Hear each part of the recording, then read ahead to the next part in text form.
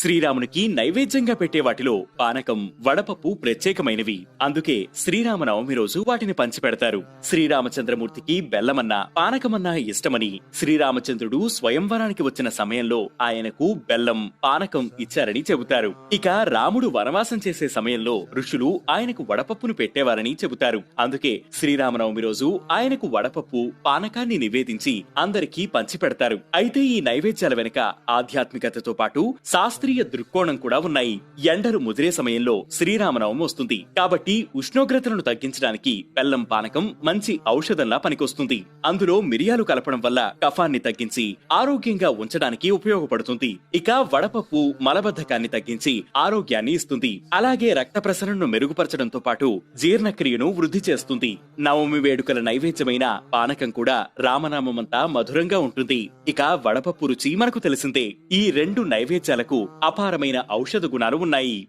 సీతారాముల పున్నమిలో